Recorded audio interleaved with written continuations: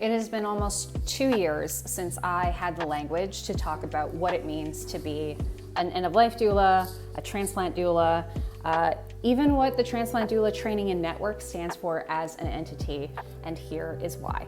2 years ago, my life bloomed in some pretty incredible and very difficult ways. And instead of recognizing that something was amiss, I kept pushing through. I felt a sense of urgency to get the Transplant Doula up and running. So I had my first paid members that joined, the first 4 modules got put up, and then I found myself in a place where all the stuff was going on over here.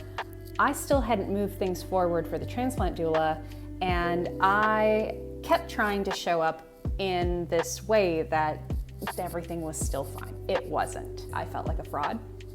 I felt like I was talking about building a sustainable doula practice, and I still hadn't built my sustainable doula practice here in the new county that I had moved to 2 years ago. I just wasn't happy with how I was showing up. I didn't feel authentic. I didn't feel true.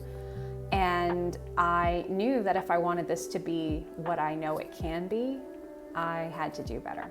So over the next 40 days, as we prepare to relaunch the Transplant Doula version 2.0, because modules have been rewritten, reorganized, created in an entirely new vision, I'm gonna share exactly what happened, the lessons I learned along the way, and why it actually matters to you, the person who may be interested in becoming a transplant doula or is already a doula. In order to do that, I want you to first think about where in your life you feel like you haven't been so vocal and you've been quiet or silent, and ask yourself why and what's going on, and what is it that you maybe are needing to disintegrate in order to reintegrate. I'll share more soon.